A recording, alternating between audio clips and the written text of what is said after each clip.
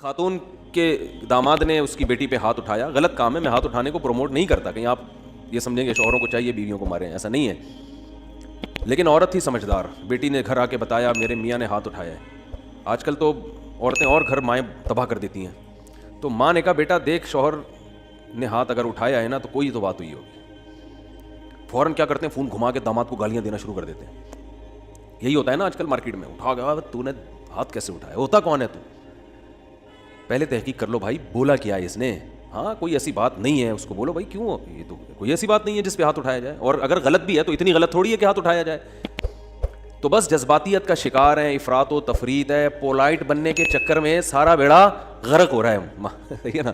یہ اسلام کے اخلاق نہیں ہے، ہر چیز بیلنس ہے اسلام میں، ہر چیز۔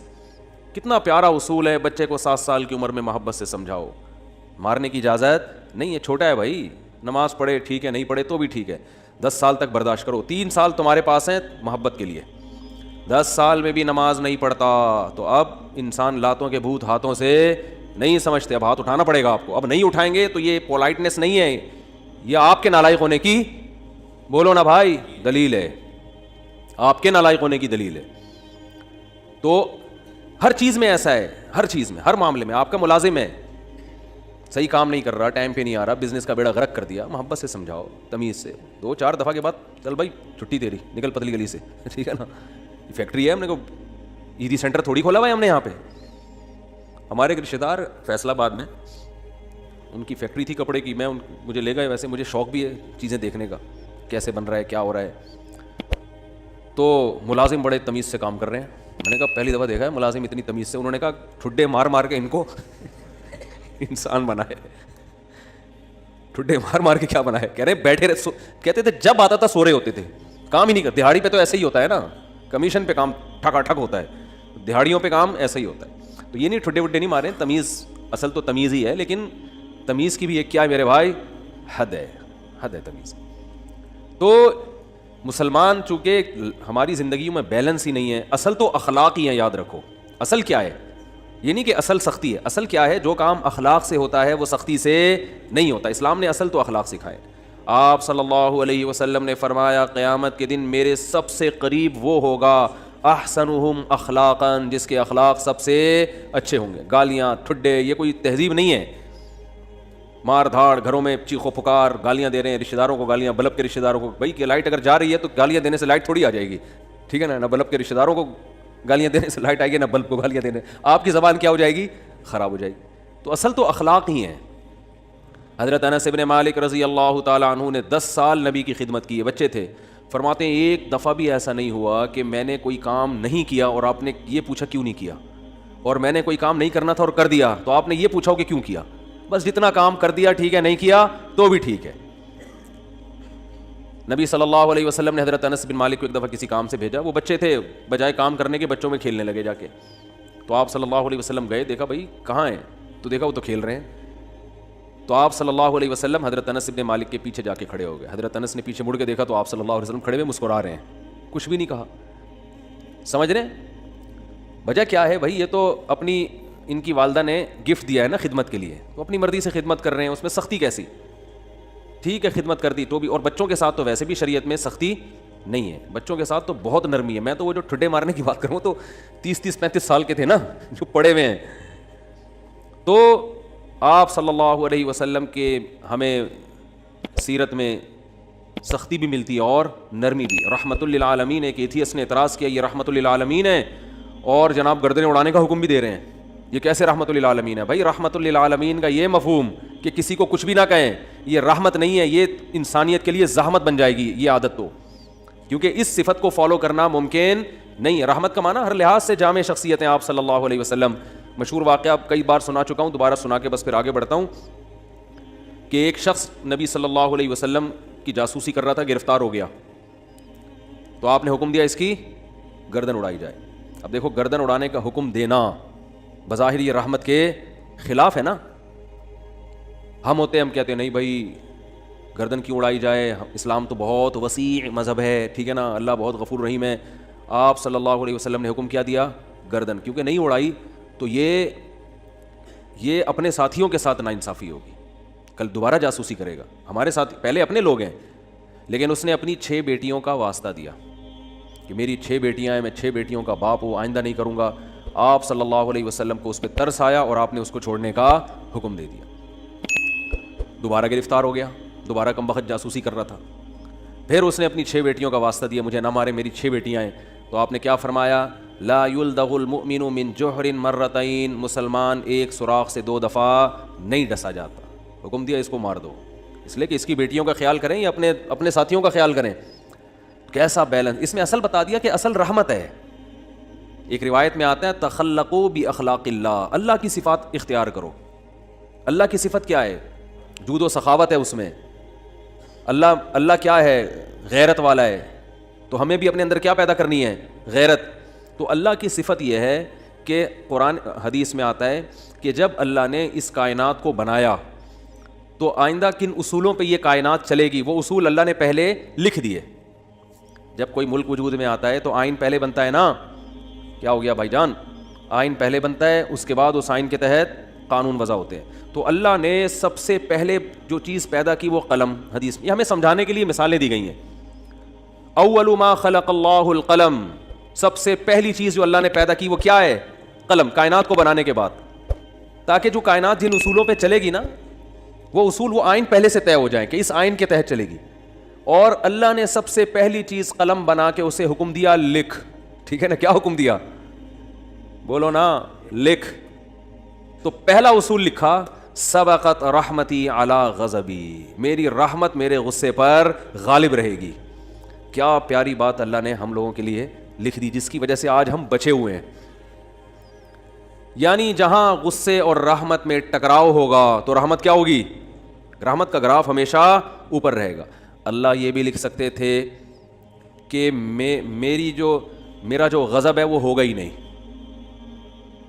میرا غضب ہوگا ہی نہیں, ہمیشہ کیا رہے گی؟ رحمت. رحمت ہی رحمت کے اصول پہ چلے گی, غضب نہیں ہوگا. تو پھر لوگ پیغمبروں کی نہیں مانتے. قوم عاد, قوم سمود تباہ نہ ہوتی, قوم لوط تباہ نہ ہوتی, فرعون سمندر میں غرق نہ ہوتا پانی میں, اور آگ میں نہ جلتا, اور جہنم نہ ہوتی. تو اللہ نے یہ نہیں لکھا کہ میرا غضب ہوگا ہی نہیں, بلکہ اللہ نے لکھا کہ غضب بھی ہوگا, رحمت بھی. لیکن رحمت اور غضب میں جب ٹکراؤ ہوگا نا تو رحمت کو کیا کروں گا؟ غالب کروں گا. جیسے کوئی گناہگار جب توبہ کرتا ہے تو اس کی توبہ کا تقاضا ہے کہ معاف کیا جائے, سابقہ گناہوں کا تقاضا ہے کہ معاف نہ کیا جائے. تو جب ٹکراؤ ہوگا تو رحمت کو اللہ کیا کر دیں گے؟ غالب کر دیں گے. رحمت کو اللہ ہمیشہ غالب کریں گے. تو یہی نبی صلی اللہ علیہ وسلم کی بھی صفت کہ جب رحمت اور غضب میں ٹکراؤ ہوتا تو آپ صلی اللہ علیہ وسلم کی صفت رحمت کیا ہوتی؟ ہمیشہ غالب ہوتی. اس کی بہت ساری مثالیں ہیں. مشرکین مکہ نے کتنا ستایا, جب مکہ فتح ہوا تو آپ نے فرمایا لا تثریب علیکم الیوم, سب کو معاف کر دیا. ضرورت نہیں ہے تلوار چلانے کی بھائی, اب ان کو قتل کر کے کیا ملے گا ہمیں؟ ضرورت نہیں ہے. جو اللہ نے ہمیں غلبہ دینا تھا وہ دے دیا ہے. تو نہیں تلوار چلائی آپ صلی اللہ علیہ وسلم نے, بلکہ مشرکین کے جو سردار تھے ان کو الگ سے عزت دی آپ صلی اللہ علیہ وسلم نے. لیکن جہاں یہ جو جاسوس پکڑا گیا تو اس میں بھی معافی مانگی, 6 بیٹیوں کا حوالہ دیا. جب 6 بیٹیوں کا حوالہ دیا تو بیٹیاں ہونا اس کی علامت ہے کہ باپ پہ کیا کیا جائے؟ رحم. بیٹیوں کا کون پوچھے گا بعد میں. جاسوس ہونا اس کا تقاضا کرتا ہے کہ گردن اڑائی جائے. تو یہاں بھی رحمت اور غضب کیا ہو رہے ہیں؟ بولو بھائی, ٹکرا رہے ہیں. اس لیے آپ صلی اللہ علیہ وسلم نے کیا حکم دیا؟ چھوڑ دو. بیٹیوں کا واسطہ دے رہا ہے.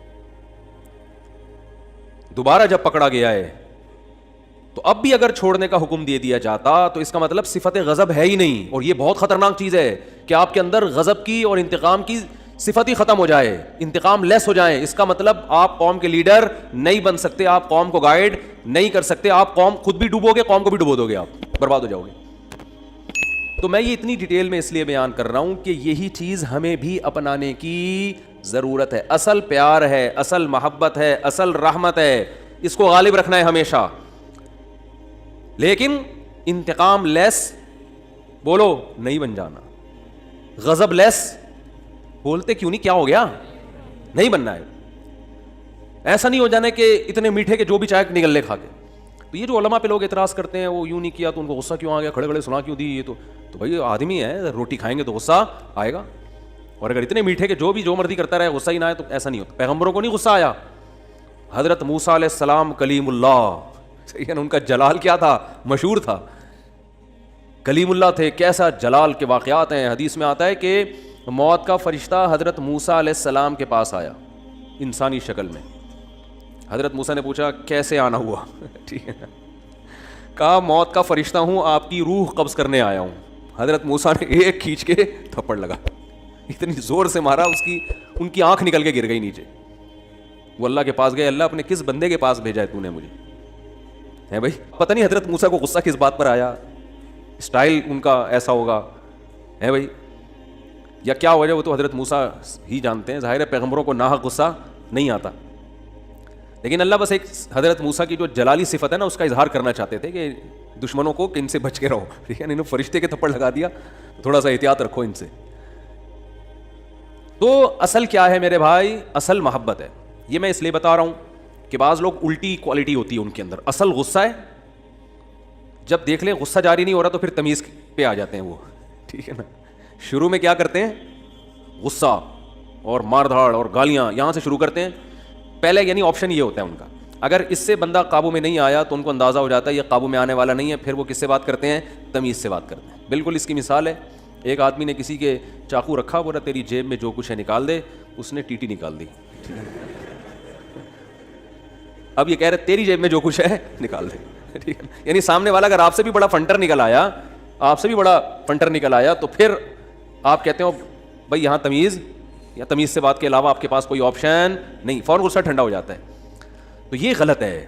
نہ تو غصہ لیس ہو جانا ٹھیک ہے کہ کچھ بھی ہوتا رہے, اور چونکہ میاں بیوی میں بہت ہو رہا ہے آج کل, یہ بہت زیادہ پھڈے جھگڑے, داماد ایک نمبر کا ہیروئن چرسی کہیں کا الو کا, کیا بولوں میں, اور برداشت پہ برداشت, نہیں کل ٹھیک ہو جائے گا, نہیں پرسوں ٹھیک ہو جائے گا. وہ بھائی نہیں ٹھیک ہوگا, یہ چھوڑ دو اس کو.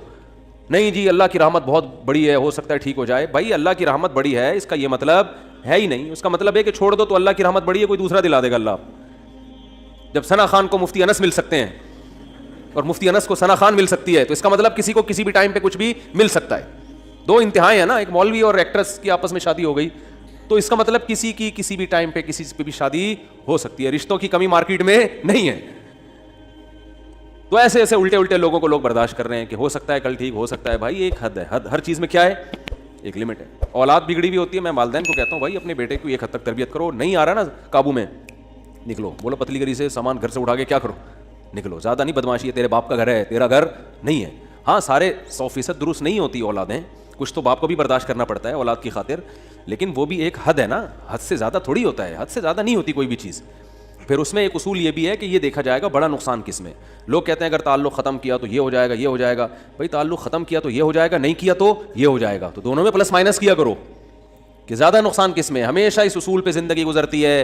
یاد رکھو دنیا میں سارے فائدے کی چیزیں کبھی بھی حاصل نہیں ہوتی, ہر کام کے کچھ سائیڈ افیکٹ ہوتے ہیں.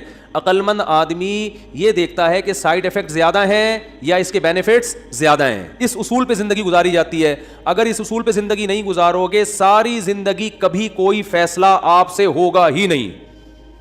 سمجھ رہے ہو کہ نہیں سمجھ رہے؟ ساری زندگی کنفیوز رہو گے اور کبھی کوئی فیصلہ آپ سے ہوگا ہی نہیں.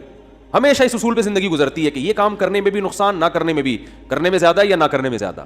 اس کو پلس مائنس کر کے فوراً رپورٹ مارکیٹ میں لایا کرو, ٹھیک ہے نا, اور رپورٹ خود تیار کرو, کرنا ہے بھائی یہ سائیڈ افیکٹ ہیں اس کے, تو یہ برداشت کریں گے. جیسے اینٹی بایوٹک ہے, کچھ سائیڈ افیکٹ ہوتے ہیں, اب ہوتے ہیں تو ہوتے رہیں, کیا خیال ہے؟ تو میں یہ عرض کر رہا تھا کہ اللہ تعالیٰ کا کیا اصول ہے. اللہ تعالیٰ نے بھی کتنی بڑی اللہ کی رحمت, لیکن اللہ نے اس کا ایک اصول اور ضابطہ بنا دیا کہ آخرت میں اس کو نہیں بخشوں گا جو مجھے نہیں مانے گا یا میرے ساتھ شرک کرے گا, کچھ بھی ہو جائے, چاہے پیغمبر کی سفارش کیوں نہ آ جائے, بلکہ پیغمبر پر پابندی لگا دوں گا کہ آپ کو ان کی سفارش کی اجازت نہیں ہے. یہ بہت بھائی اس سے پتہ چلتا ہے ایمان بہت بڑی نعمت ہے. آج مسلم گھرانوں میں بات بات پر ایمان سے ہاتھ دھو بیٹھ